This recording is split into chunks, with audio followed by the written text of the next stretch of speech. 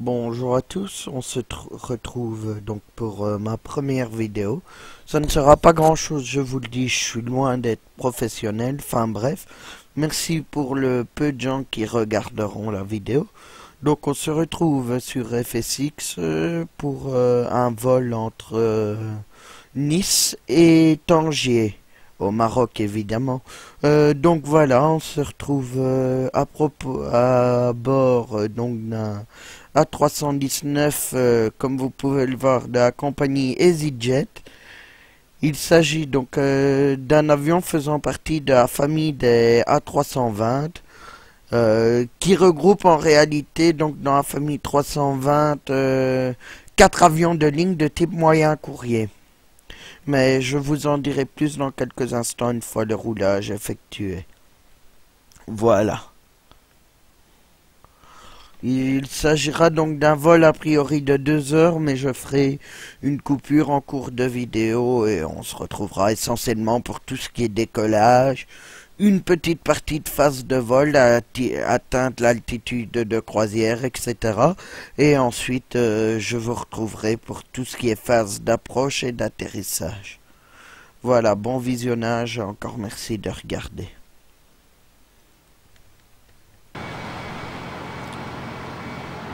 Donc là, nous sommes au roulage, nous avons reçu les accords de la tour de contrôle, évidemment. Bon, je sais, nous sommes dans une pièce pas adaptée pour la capture, mais c'est pas grave. D'ailleurs, je vais, comment dire, la prochaine vidéo ne plus me montrer. Je ne suis pas très beau de toute façon. Enfin, c'est pas grave, voilà. Donc, je précise aussi, donc, vous le voyez, c'est pas l'aéroport d'origine. C'est déjà un add-on, donc j'emploie, je tiens à le préciser, l'add-on Aerosoft Nice, Airport X. Et pour ce qui est des avions, c'est le pack A320 Family de chez Rico, que vous pouvez télécharger gratuitement du reste. Et alors j'ai aussi Ice Traffic qui permet d'avoir donc des avions de différentes compagnies par rapport au trafic réel qu'on peut retrouver dans le ciel niçois, je vais ainsi dire. Enfin, c'est pas niçois, c'est le trafic mondial à la base. Mais dans ce cas-ci, il s'agit du trafic niçois. Par contre, je vois que le pushbacker tourne l'avion dans le mauvais sens. C'est pas grave. On sait toujours reprendre, mais bon. C'est ennuyant pour une vidéo, ça fait un peu fail. Mais bon, tant pis, c'est comme ça, c'est comme ça.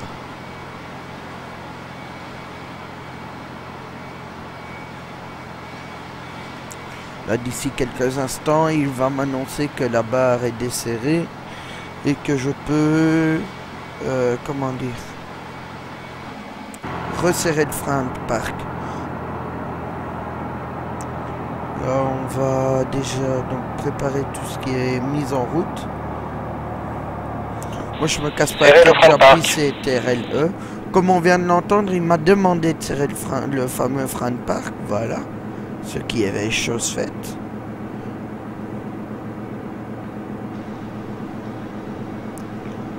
Donc, je le disais, pour démarrer le moteur, je fais CTRL-E. Bon, malheureusement, mon jeu est enregistré à partir d'un Windows 8. Je vous précise que la tour est bien performante, mais par contre, je n'ai pas trouvé de solution. J'attends dans vos commentaires, si vous le trouvez, les solutions afin de rendre stable le jeu. Parce qu'on m'avait parlé sur un forum. Voilà. Barre d'assemblage retirée. Donc je disais, on m'avait parlé sur un forum d'une DLL, mais ce n'est apparemment pas si efficace parce que mon jeu il freeze. Et je ne suis pas le seul qui a ce type de problème. Donc voilà. Niveau matériel, j'ai pas grand chose. Hein. Appareil dégagé à droite et à gauche. J'ai juste un petit joystick de type Thrustmaster Flight X. C'est celui avec donc le manche Fly Otas X, pardon. C'est celui avec donc le comment, c'est rien, excusez-moi, le Allez, la manette des gaz, voilà, à côté, quoi. Le gros, je vais ainsi dire. Mais c'est pas du matériel pro comme Proyoc ou autre. Je suis, comme je l'ai dit, bien amateur. Maintenant que le moteur est en marche, on va activer les flight control. Voilà. L'APU est muté en off. On allume les lampes de roulage. On desserre le frein de parc. Et on essaye de respecter dans ce cas-ci la limite de vitesse. Logiquement, sur piste, il faut savoir... Enfin, sur taxiway, pardon, qu'on ne peut pas rouler au-dessus de 20 nautiques. Oui, on emploie essentiellement en aviation des termes marins. D'où la vitesse qui est en nautique.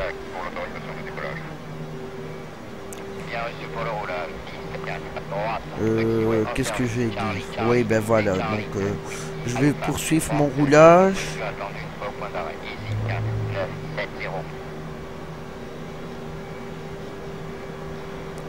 Ici, vous pouvez voir donc dans le cockpit de cet add-on gratuit, je le répète, que j'ai déjà réglé l'autopilote sur 14 000 pieds et avec une vitesse de décollage de 180, mais réellement j'ai mis en autospeed à 220, ce qui veut dire qu'il pourra monter à son aise, quoi. Voilà, j'ai dépassé légèrement, mais bon, pour une première vidéo, j'espère que vous serez indulgents. Voilà, on le voit là.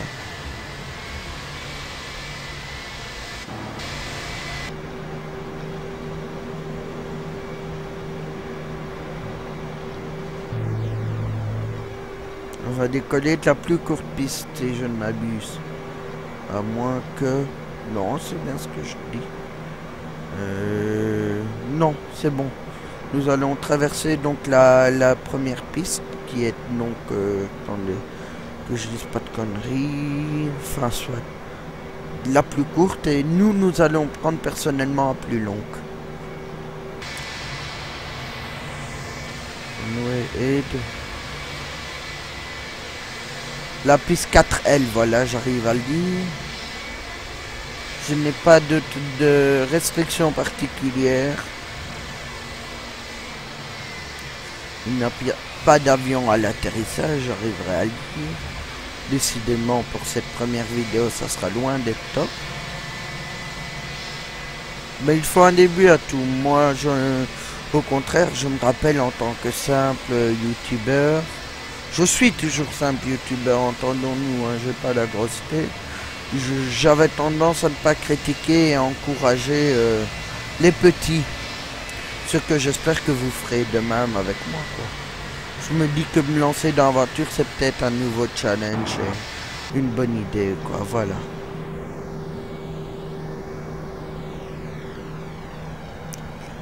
Ici, on est déjà quand même 6 minutes, je crois.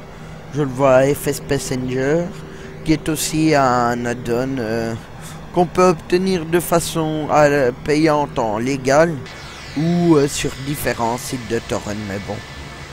Ça c'est chacun qui voit, moi je ne cautionne pas, mais bon. Je le dis simplement pour ceux qui veulent.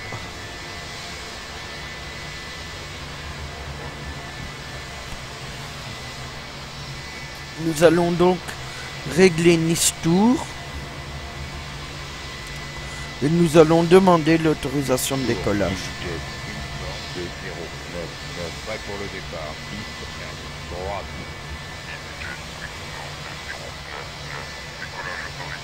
Voilà, donc le contrôleur vient de nous donner, comme vous avez pu le voir, l'autorisation de décoller. Donc je vais confirmer. Je me rends dès lors en piste. Je vais demander 2 grandes volées à l'appareil. On voit bien les volets se baisser. Voilà. On va essayer de se mettre doucement en piste. Oui, je maîtrise pas du tout. Par contre, j'aime bien les atterrissages de type ILS. Mais comme beaucoup, je dis bien, j'ai eu dur à comprendre le système ILS, je l'avoue. Avant, je volais sur petit appareil. Depuis lors que j'ai découvert l'ILS, je ne vole plus que sur gros appareils. Et on gaz. Voilà, l'appareil va monter en vitesse là. Je vais fermer ceci, on n'en a plus besoin.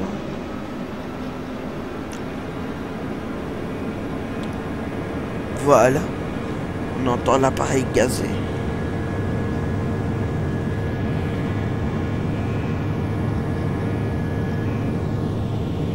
Une fois 140, personnellement, j'active l'auto-throttle.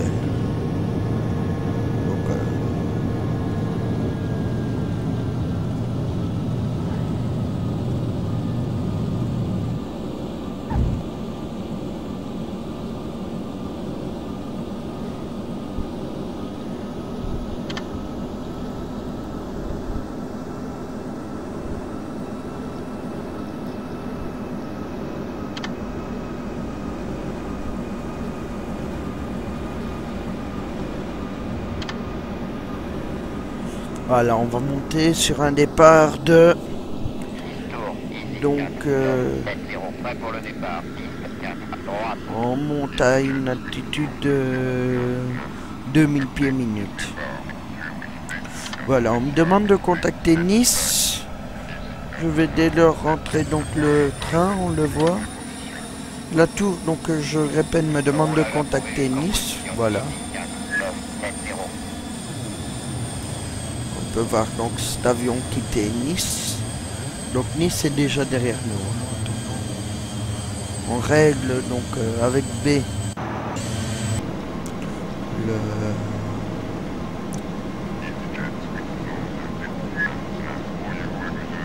oui, voilà. Et une fois 2500 environ, je vais commencer à activer. Voilà, on y les a atteints. Le lock, donc la navigation si on veut. J'active le flight directory.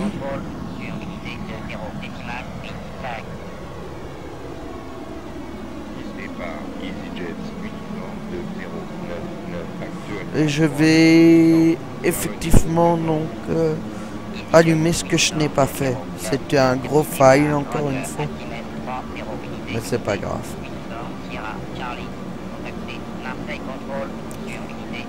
Je coupe le taxi et j'active les strobes.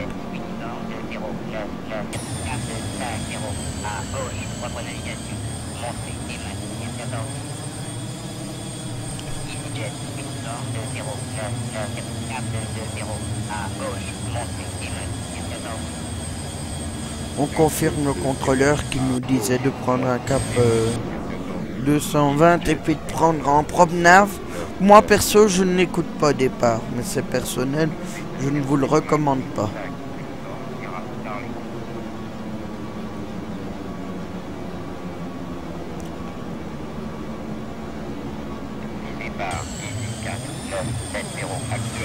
Une fois atteint les 14 000 pieds, je prendrai dans la vidéo. Mais avant ça, donc en l'attente des 14 000 pieds, je vais vous parler donc un peu de la 320. Comme je disais, donc la 320 est un avion de la 319 pardon, est un avion de la famille 320 et qui, comme je le disais, regroupe 4 avions de type moyen courrier conçus et fabriqués par le consortium européen EADS Airbus. Enfin, on disait à l'époque EADS Airbus, maintenant ce n'est plus le cas. On parle simplement d'Airbus. Le premier appareil qui a donné donc son nom à la famille était le A320 et il a fait son premier vol en 1987. Et depuis donc son premier vol, il a déjà été vendu et est toujours en service à plus de 10 000 exemplaires, alors que le programme ne prévoyait à la base. Et là, l'étonnement de la chose était prévu pour être fabriqué à 600 exemplaires, mais victime de son succès, il a été développé beaucoup plus.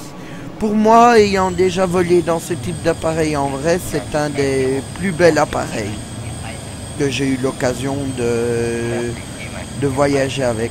Évidemment, en tant que passager, pas en tant que pilote. Hein. Je ne suis pas pilote, sinon il y a plein de failles que je ne ferai pas. Entendons-nous bien. Donc voilà. Sinon, que dire?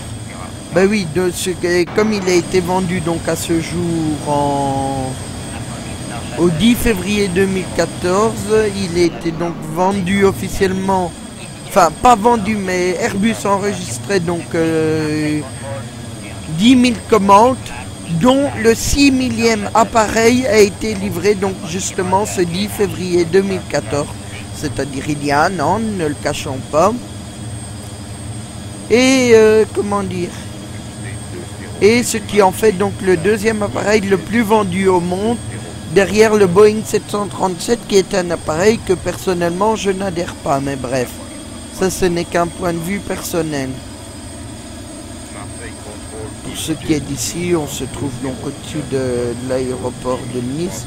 Enfin, qui est déjà derrière nous, en fait. Vous pouvez le voir là sur la droite. Je ne sais pas si avec la fenêtre ATC, vous le verrez bien, mais bref. Voilà, c'est parfait.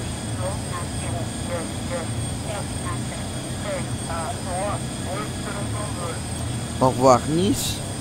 Oh, il y a une grande partie du vol qui sera peut-être pas intéressante pour vous, étant donné que 3/4 du vol va se passer au-dessus de la mer, entendons-nous bien.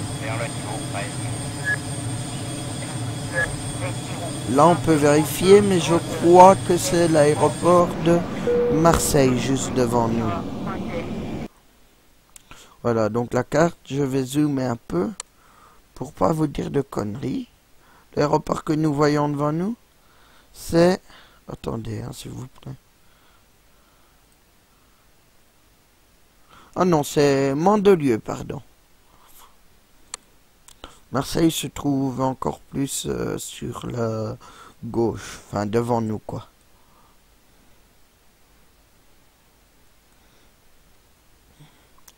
Donc on peut le voir en dézoomant, oh pardon, excusez-moi. Donc en dézoomant sur le parcours, que nous allons donc remonter jusque, je ne dise pas de bêtises encore une fois, jusque, je connais pas ma géographie française étant belge, pourtant j'ai déjà été en France, mais bon,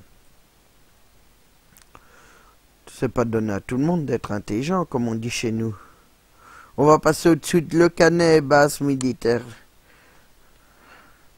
Et puis nous prendrons donc la direction de la mer. Voilà. En passant par-dessus, ensuite au-dessus de l'Espagne. Et de l'Espagne, nous longerons donc le sud de l'Espagne pour arriver donc au Maroc, à Tanger. Temps de vol prévu 2h à 2h20 selon la vitesse prévue, bien évidemment. Le commandant vient d'éteindre la consigne, attachez vos ceintures. Vous pouvez vous déplacer et nous vous recommandons de maintenir votre ceinture attachée lorsque vous êtes assis. Bon, je ne vais pas, donc je vous ai parlé un petit peu donc de la famille A320. Je ne vais pas en parler plus dans le sens où je suppose qu'après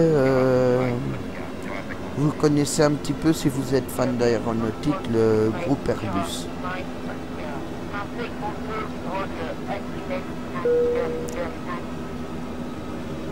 Oh, ils ont allumé les landing lights. Je ne sais pas pourquoi l'hôtesse a fait ça, mais bref. Oui, parce que pour me faciliter la tâche, j'ai mis une automatisation des systèmes via FS Messenger.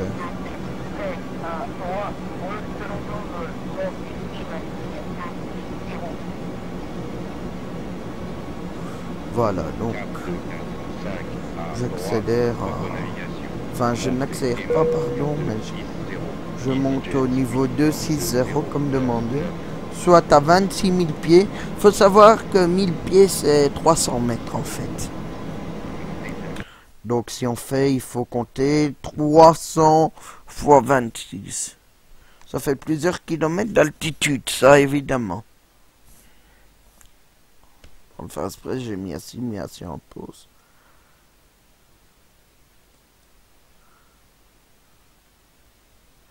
Non, par contre, j'ai coupé le volume. Ah voilà, c'est mieux. Purée, pour une première, je vais faire plein de failles, excusez-moi. Enfin, c'est pas une première vidéo non plus, mais première sur FSX, je veux dire.